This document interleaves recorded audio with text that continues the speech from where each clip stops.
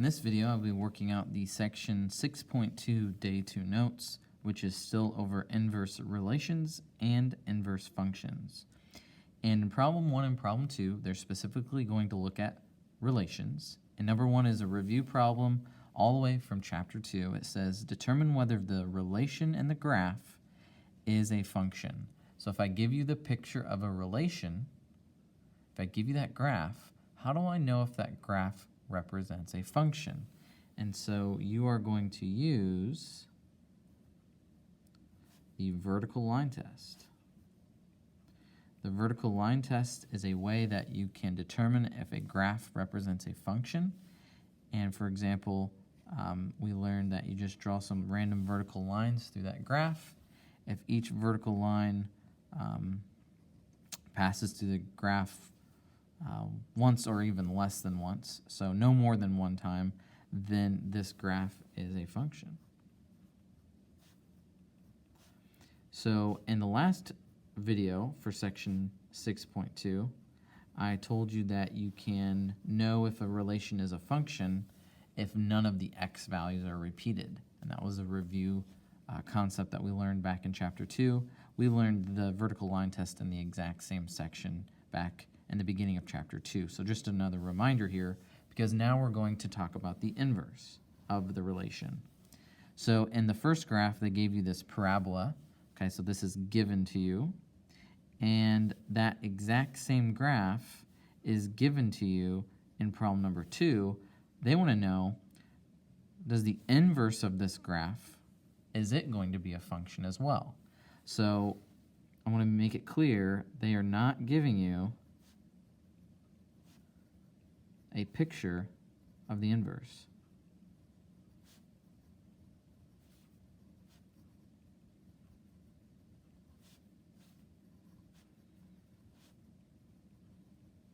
So they want you to answer this question without that graph. So if they give you the original, okay, so this is the original graph right here, does the inverse have is it going to be a function? So I can't use the vertical line test because that doesn't really talk about inverses. So there's another test that will allow us to determine if the inverse of this graph is a function. And so you are going to use the, wait for it, horizontal line test. So in an inverse function, you switch the x and the y, you switch to the domain and the range. So let's switch the vertical line test to the horizontal line test. And if I put a horizontal line through this graph, it hits it more than once. So then the answer to this question is no. So even though I have no idea what the inverse looks like, I know it's not a function.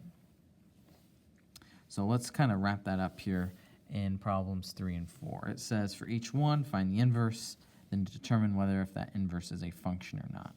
So there's a couple of different ways you can answer this question. But for number 3, I have y equals 2x minus 5, which is just a line if you were to graph it. So the inverse would be the following.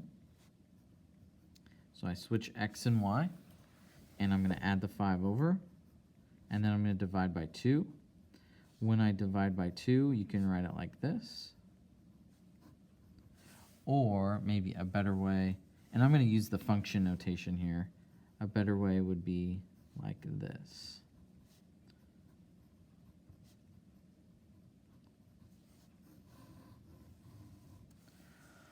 So, I have to be careful with this notation because this notation implies that this right here is a function, and just because I get an answer doesn't necessarily make it a function.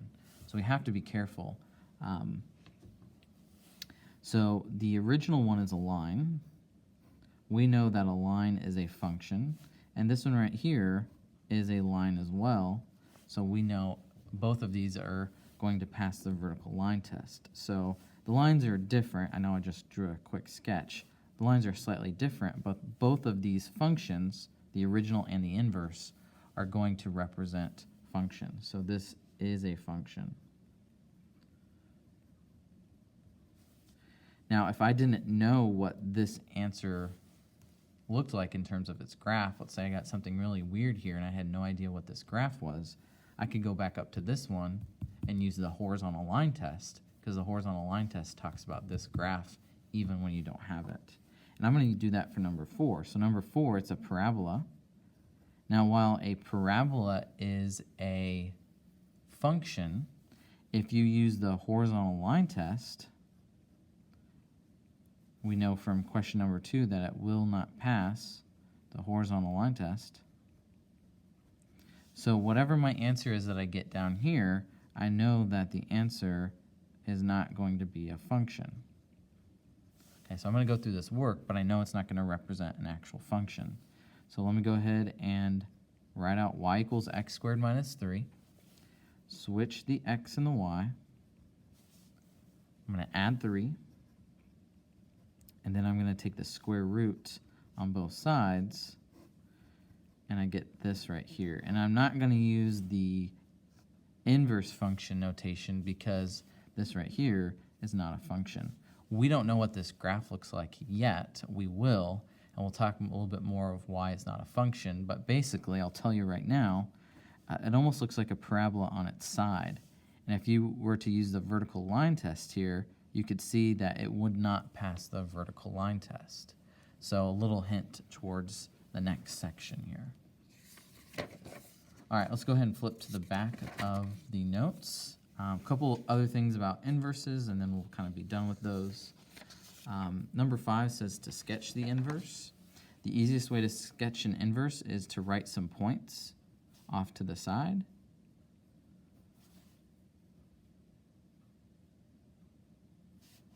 And as you're writing some points off to the side,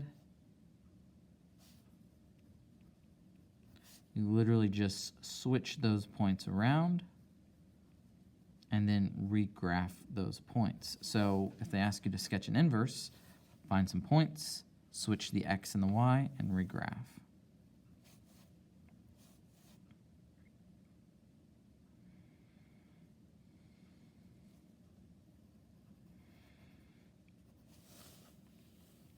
There it is.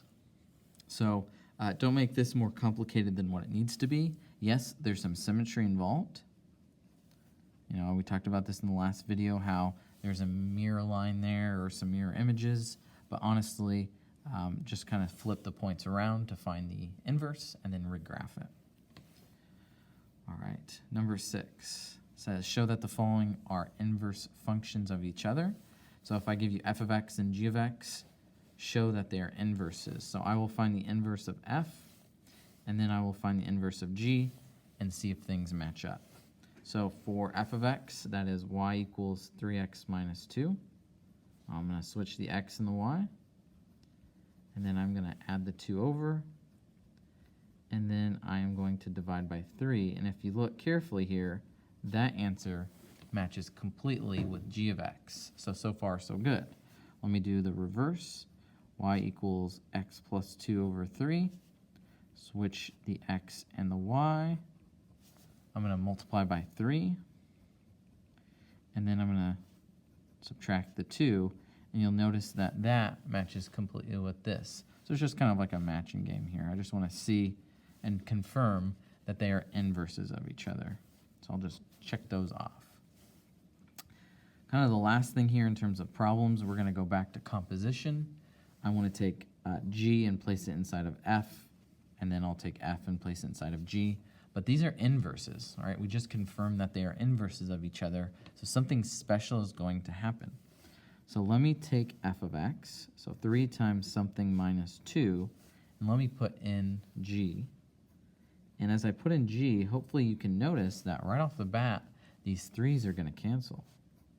And then as you go ahead and write down that next step, hopefully you notice that the 2's are going to cancel, which just leaves you with x.